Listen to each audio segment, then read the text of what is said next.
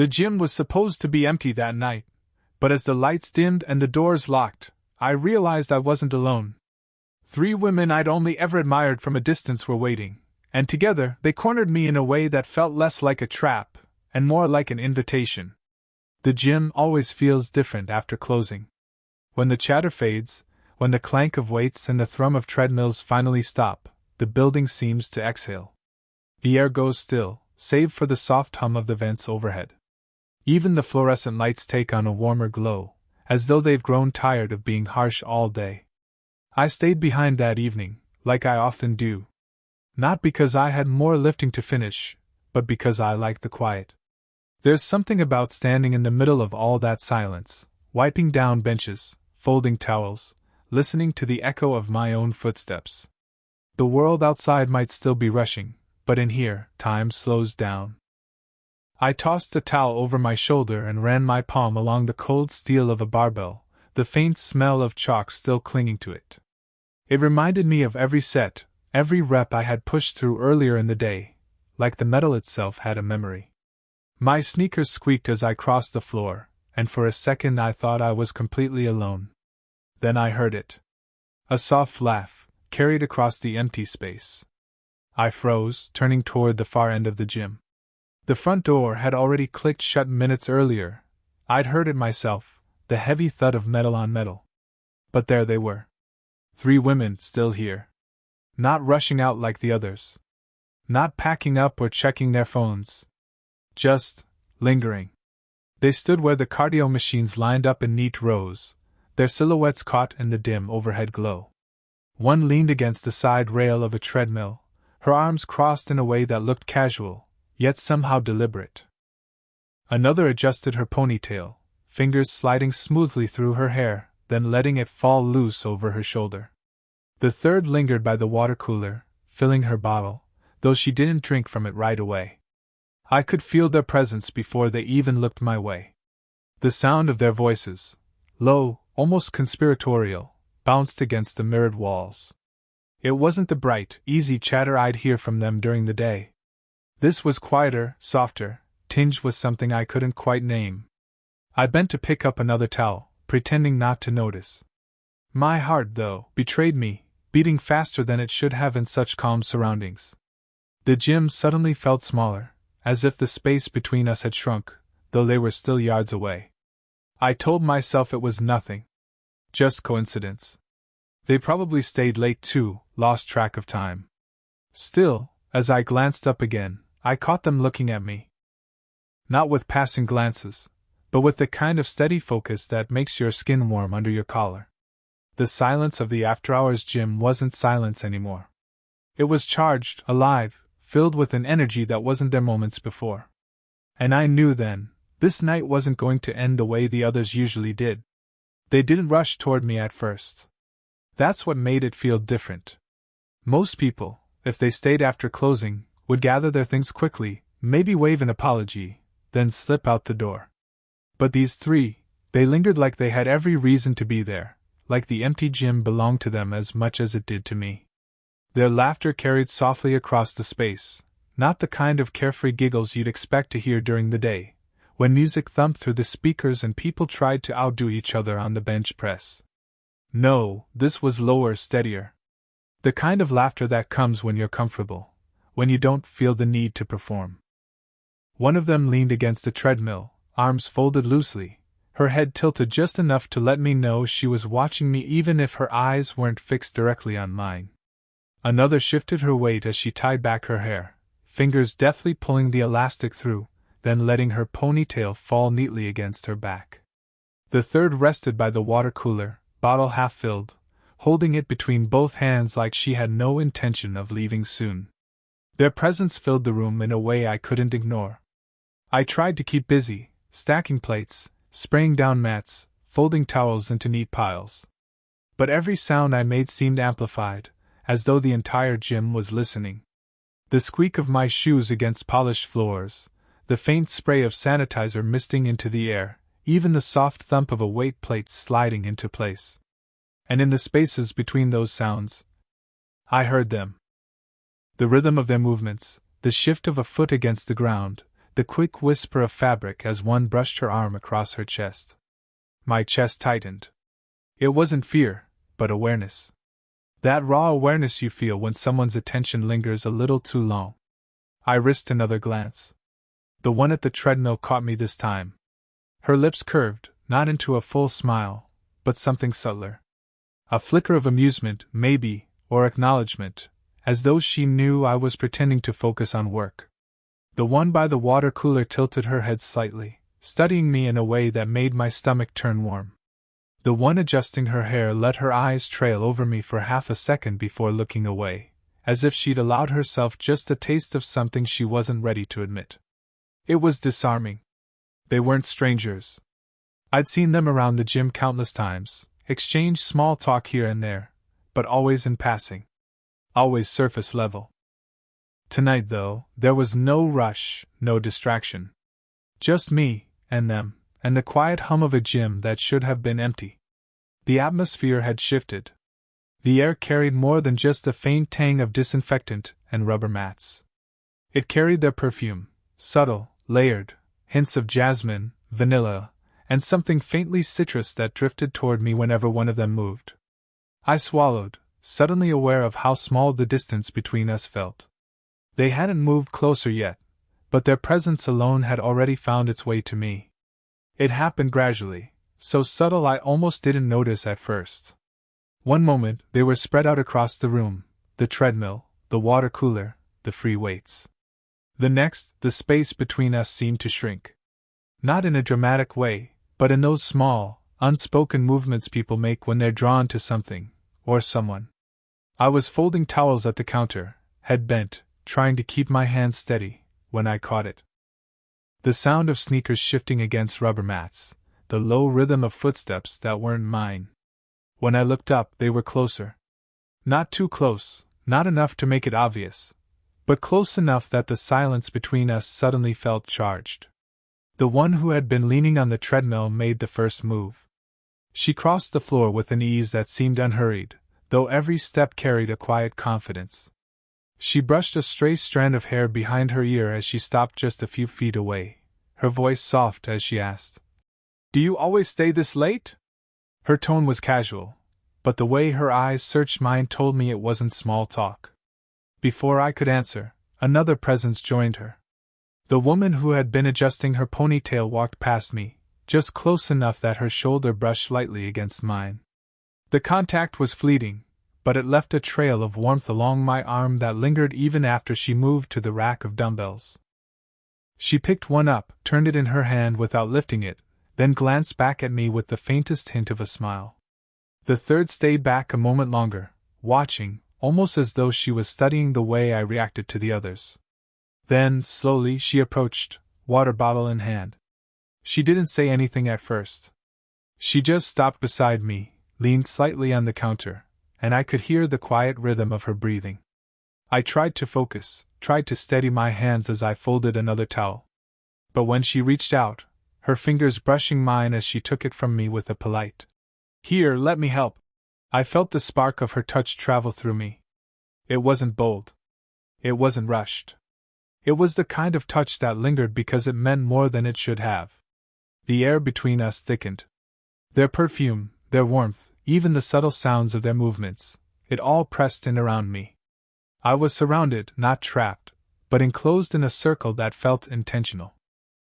My heart beat faster, every sense sharpened. I was aware of everything, the faint hum of the lights above, the cool steel of the counter under my palm, the way their eyes didn't just glance over me, but stayed. This wasn't coincidence anymore. They weren't just passing the time. They were closing the distance, and each step, each brush of contact, pulled me deeper into something I hadn't seen coming. The first question came softly, almost casual, but it cut through the quiet like a bell. "So, why do you always stay this late?" I froze, caught mid-fold of a towel, and for a second, I wondered if I should deflect with some half-laugh about dedication or stubbornness. But there was something in her eyes, the one who had leaned on the treadmill, that made me pause. It wasn't judgment, or teasing. It was curiosity. A genuine, quiet curiosity that felt intimate. I swallowed and shrugged, trying to sound nonchalant. I guess I just like the quiet. That earned me a small smile, and then she tilted her head, studying me more closely. Quiet can be nice, she said. But are you lonely too? Her words caught me off guard. Not because they were unexpected, but because they were personal. Raw, almost too honest for casual conversation. I hesitated, running a hand along the counter edge, the cool steel grounding me. The warmth of her presence was so close that even the simplest gestures felt amplified. The brush of her elbow against mine as she leaned forward, the soft lilt of her voice threading through the stillness. Before I could answer, the second woman, the one who had brushed past me by the weights, joined in with a laugh that was soft, unassuming. He's probably just too stubborn to leave, she said. But the playful tone didn't mask the underlying interest in her eyes. She leaned on the rack nearby, letting her fingers trail along the dumbbells in a way that drew attention without words. The simple motion was intimate, a gentle, effortless connection. I found myself smiling despite my nerves. Maybe a little of both, I admitted. The third woman, who had been standing quietly with her water bottle, finally stepped closer. Her presence was different, calm, grounding, like the subtle warmth of sunlight slipping through a window. She rested her hand lightly on the counter near mine, close enough to feel the faint heat of my skin. It's okay, she said softly. You don't have to explain yourself to anyone. And yet, with all three of them standing there, the question had already opened something. I realized I wanted to share more, to let them see the quieter, lonelier pieces of me that I usually tucked away. Slowly, hesitantly, I found myself talking. About the evenings I spent watching the gym empty, about the quiet that felt comforting and heavy all at once, about the little ache of watching others leave in pairs while I lingered. Their responses weren't words of pity or judgment. They were nods, soft smiles, and subtle touches, a hand brushing mine briefly, a knee grazing against my leg as they leaned in to hear better. They were present in a way that made vulnerability feel safe.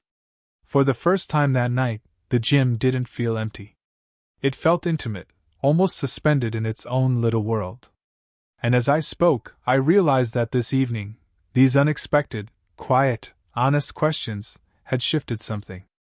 The distance between us had shrunk even further, but now it wasn't just physical. It was emotional. They weren't just watching me anymore. They were letting me in. The air in the gym felt different now. It was quieter, yes, but not empty. It was as though every surface, every machine, every echoing corner had folded itself closer around the four of us. The walls, normally sterile and indifferent, now felt like they were leaning in, listening. I found myself speaking more freely than I had planned. Words I usually kept tucked away, about nights spent alone, about the subtle ache of seeing the world move around me while I stayed behind, slipped out naturally, carried on a voice that no longer felt guarded. My hands fidgeted with a towel on the counter, but the warmth of their presence steadied me. They listened in ways that went beyond hearing. The woman who had leaned on the treadmill now leaned forward, resting her elbows on her knees as she watched me carefully, her fingers unconsciously brushing against the hem of her sweatshirt, a small motion that felt intimate without intent. The one who had wandered past the weights let her gaze linger, soft and steady, as though committing every word to memory. Even the third woman, the quiet one by the water cooler, stepped closer, her shoulder brushing mine, grounding me with the subtle weight of her proximity. Then came their own stories, small truths, carefully shared. A divorce she'd never spoken of beyond a close few friends. Career pressures that left her exhausted and restless. The quiet longing of evenings spent alone in a world that expected her to be everything to everyone but never herself. I listened, enthralled, not out of curiosity alone, but because each story made them more real, more human, more tangible in the space we now shared. One of them reached out first, her hand brushing against mine, tentative but deliberate, as she passed me a folded towel. The contact was light, fleeting, yet it carried a warmth that lingered in my chest. Another leaned in closer as she spoke, her knee touching mine as if by accident, and I felt a subtle electricity in the brush. The third rested her cheek against her hand as she watched me, and I caught a glimmer of vulnerability that made my own heart ache. It wasn't just physical touch. It was a communion of quiet, of attention, of trust. Every glance, every small movement, every pause in their voices felt like an invitation, an acknowledgement that the emotional distance between us could be crossed safely. And yet, the tension was delicate. There was no rush, no demand. Just a slow pull of shared vulnerability, of honest eyes meeting mine, of unspoken understanding. I realized then that desire doesn't always announce itself loudly. Sometimes it grows in small gestures, in the quiet courage of admitting fears, in the warmth of a hand resting near yours when you didn't know you needed it. By the time I paused to catch my breath, I felt a shift I couldn't ignore. The space between us was no longer measured in distance or awkward glances. It was measured in trust, in small sparks of connection, in a slow, patient intimacy that neither words nor touch alone could define. For the first time that night, I felt truly seen. And somehow, in their presence, the lonely hum of the after-hours gym felt like the most intimate place in the world. After the confessions, the gym fell into a softer kind of silence. It wasn't empty, and it wasn't still. Every movement, the faint scrape of shoes on the floor, the subtle shift of a hand on a counter, the soft sigh of a stretched mat, seemed amplified, weighted with possibility. I stood there, folding the last towel, but I barely noticed the task. My attention was drawn to them, each woman close enough that I could feel the warmth radiating from her body, the faint brush of air between us carrying a hint of perfume, soft and layered. The one by the treadmill shifted her weight, just enough that her elbow brushed mine. A fleeting contact, yet it sent an unexpected jolt through me. I looked at her, and she met my gaze steadily, letting the moment stretch. It wasn't a challenge, not exactly, but a silent acknowledgement. She was here, she was aware, and she was present in a way that demanded notice.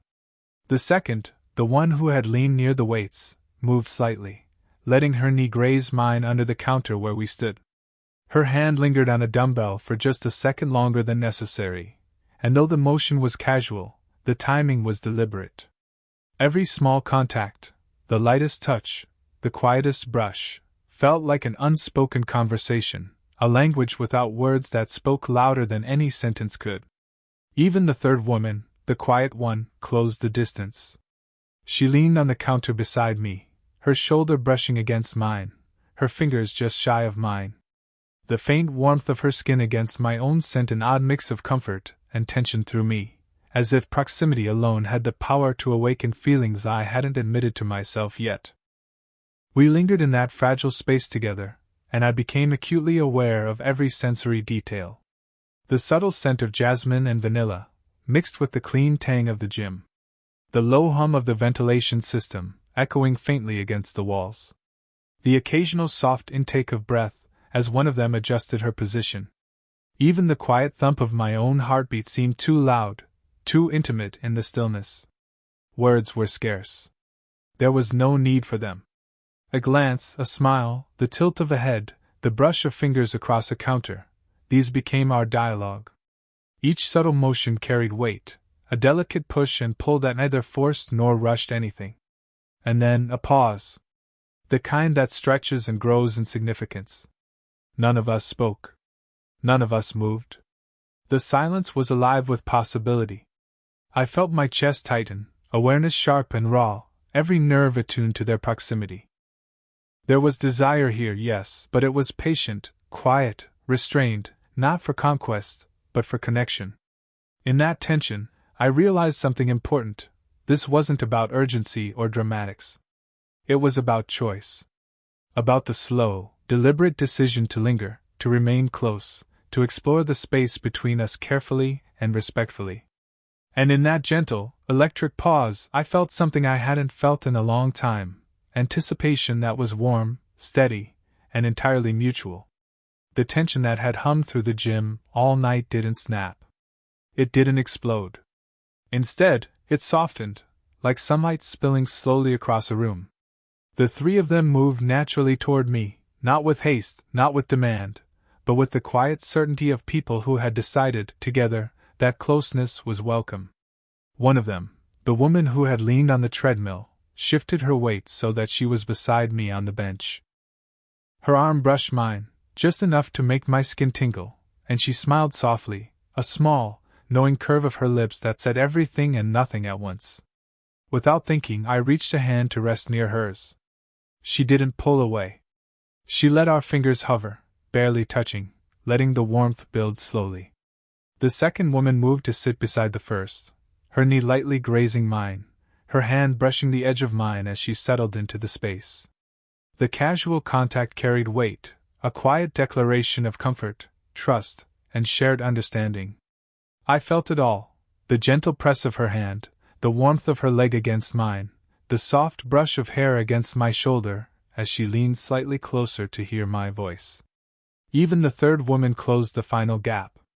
She settled on the other side, tilting her cheek slightly, letting it rest near my arm.